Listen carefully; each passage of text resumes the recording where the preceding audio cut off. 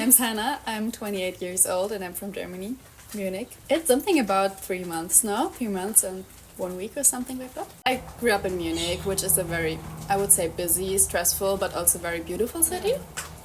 But then I decided to move to Augsburg, which is much smaller and people are a bit friendlier, less stressed. I could reach everything by bike, which I really enjoyed. Yeah, it's a very nice city. What would you say is your favorite part about home? My favorite thing about home is my friends and family. How does Germany compare to Australia? Or I guess how does it differ from Australia? The first thing that comes to my mind is the friendliness of the people. I feel people here are so much more open and friendly and welcoming and warm. The places I've seen so far of Australia compared to Germany. Of course, the weather. Why did you come to Australia? Exactly the same thing, people and weather. I came to Australia because of people and weather. What did you know about Australia before you got here? Nothing. Not a lot. So it's just because you knew there was good weather, like that's what drew you to it? No, absolutely not. That was what I, like... Well, I didn't come to Australia with a plan to stay here. I was traveling Australia last year only because I wanted to travel Australia once in my life, and that was always my biggest wish. So I did that. And then during my travels last year, which was only 6 weeks, I realized that I really, really, really, really, really love Australia. And then I decided to come back. And then when I came back to live here, I already knew what to expect. Okay. So, and who did you do that trip with? alone. Where else have you traveled alone, I guess, before that? Never. Never. So Never. were you scared? Yes, I was very scared. I was very scared, but I had a deep feeling inside of me that I would love traveling alone, but I've never been away alone longer than a weekend. So, do you think like traveling for you is just a natural feeling, like you always had that in you that you wanted to travel? yes, kind of, and also my family raised me with traveling. I mean, we didn't travel a lot as a family, like I didn't grow up in a camper van or something like that, but we always spent 1 or 2 holidays a year somewhere else. And also when my sister and I were older and like old enough to really appreciate that, my mom took us to Thailand and to Bali and stuff like that. So I kind of grew up with traveling, and also my parents traveled a lot before we were born and told us a lot about that. So it was always a bit part of my life. Of course, not that much as it is now. So did you know much about the working holiday visa until you came here, or did you meet people? Like, how did you know what to apply for? I didn't know anything before I came here. I came here fully unplanned, and I never had that, how do you say that, less of a plan? I didn't know anything. I met some people on a working holiday visa last year, and I was like, I mean, you associate Australia with working holiday. So I was like, okay, that's, I guess, the thing I'm gonna do now. It was so spontaneously too. I decided to come here and to give up everything back home 5 weeks before I came here. Like before you moved here? Yeah. On your visa? Yeah. You said 5 weeks? Yeah. That is insane. Yeah, I know. So what did your friends and family think of that? They literally acted as if they wanted me to get rid of me as fast as possible. What?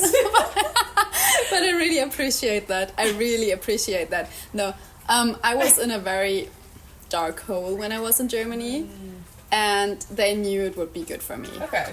So they were really pushing me, and everyone was helping me to do that. I don't think I would have done that without them. Yeah, without the support. It was a huge support, and literally one person was calling me every 2 days. Hey Hannah, how's your application for the visa going? Do you have everything you need? Do you need anything else? And the other friend was taking me literally out of work. I was working at university, and she came to work and was like, Hannah, we're booking your flights now. Wow. And I was like, no, I'm not ready for that. But everyone kept acting like they could really not get rid of me fast enough. But that was exactly what I needed. So do you think you would have pushed off getting the flight if that you didn't check in? Yes. And after that, after everything was booked and like finalized, they realized that I'll be gone.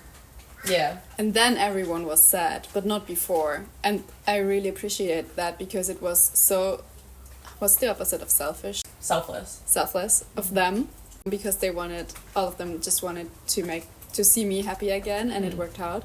And afterwards they realized that they are sad now that I'm gone. That's so nice. That's so cute of them. Yeah. I feel like my family was like, what? Are you okay? What does it feel like being away from home this far and this long? Yeah.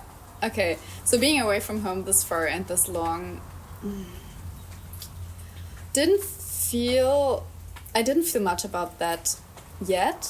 I think because 3 months is not that long. And it's also the longest I've ever been away from home.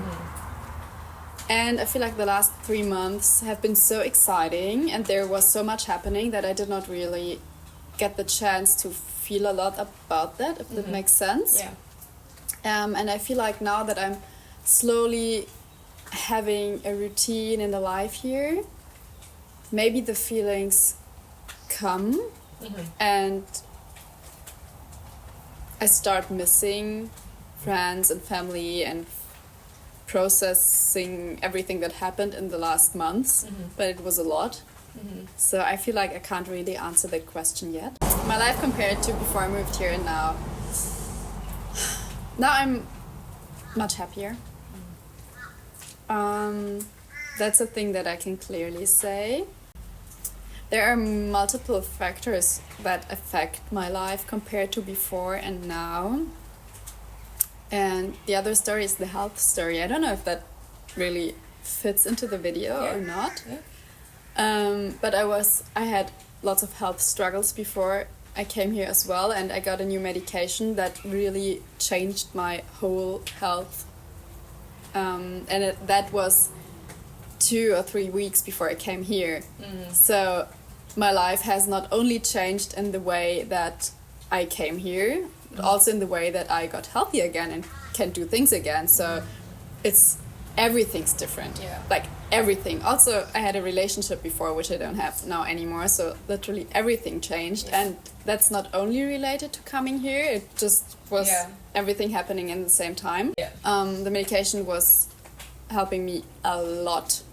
So everything changed. I wasn't capable to work more than 10 hours a week before, which I am now. I'm working now around 35 hours a week, which is amazing. I'm happier. It's amazing that you're happy to work, or some people are like, I don't want to have to work. I'm so grateful that I can work. For me, this is the greatest gift. Or what did you do for work in Germany? I worked at university, which was okay. I liked my team. I didn't like the job too much. I love working with people, and there I did mostly laptop work, and because of my health I also had many days where I did home or even bed office. And I'm a very social, outgoing person, and that didn't really fit for me. Yeah. For you going into getting your working holiday here, did it change maybe the type of work you wanted to do? No, I think it didn't change the type of work I wanted to do. It actually brought me closer to the type of work that I wanted to do. Again, because I've always enjoyed the jobs that were in customer service the most. And because of the working holiday visa, I'm back to that. Working there. I get distracted. But what I really enjoy about being here is that I feel like people here are more connected to the nature and to our environment and more aware of climate change compared to back in Germany. I don't know if it's different working in customer service here compared to yes, it is. No, it is. It is because, as I said, I came here because people here are friendlier. And when I was traveling Australia last year, I was so happy every time someone said, "Hey, how are you today?" And now I'm the person saying, "Hey, how are you today?" And not only, "Hi, let me know if I can help you." And I can be the friendlier person. So back home, I felt wrong. I felt like I would not really fit in. I was studying primary school teaching, so I'm a graduated teacher in theory, and all of my friends are teachers. I feel like with that there comes a certain lifestyle, which is you start working as a teacher for 1 or 2 years, then you get married, and then you have children. And I was not at that point because, first of all, I didn't want to be a teacher, even if I finished my studies, but I feel like being a teacher back in Germany is not the best job at the moment. And also because I was sick for 3 years, I haven't been at that point where I had already the work experience in that job and where I would be at that point to marry and have children and stuff. So I felt wrong, and also I feel like society expects kind of a certain path at that age, where I was not, because I lost those 3 years to sickness. And so I felt completely wrong about just working at university, not being able to pay all my bills alone, still getting money from my parents, not having a proper job, not having a full-time job, not having a plan which my full-time job in the future will be. And while I was traveling Australia last year, I would say I was kind of lost. And then I expected to meet many 18-year-old travelers and being the only person in my age. And then I was so surprised because I met so many people, mostly my age, that were as lost as I am, and I realized being that lost is not being lost, it's just another path. And I didn't feel that pressure anymore, and I didn't feel like I wouldn't fit in. I found like it's just the environment that around me that gives me that feeling, and I have to escape that. And since I escaped from that environment, I feel so much better, and I feel like it's okay. And it's also okay to only work in hospitality or in a shop and not having the big career, but being happy with it. Do you feel like you could go anywhere now and carry that feeling with you? Or do you think it's... I don't know. I would be very afraid if I would go back to Germany right now, that I would lose that freedom, that feeling of freedom and happiness again. Yeah. And I would let myself affect too much by society and my environment again, which they don't do on purpose. Yeah. It's just, I compare. Yeah. Yeah, it's like no one's to blame. It's just kind of how it is. Yeah. Right? So do you feel like instead of calling that feeling lost, you could have another name for it? Different. I feel like what I do much more at the moment is enjoy the beauty of life and do what I want to do and not do what people expect me to do. Yeah. I feel like since I'm in Australia, I'm myself again. And I don't mean myself of the last years, I mean myself of who I really was, like let's say in high school or something like that. I remember when I was 16, I had a conversation with my ex-boyfriend, and he said he wants to earn more money than his parents, and he had a huge house. They had a huge house in Germany, and I didn't get that because I said to him, hey, being happy is so much more important than having that much money.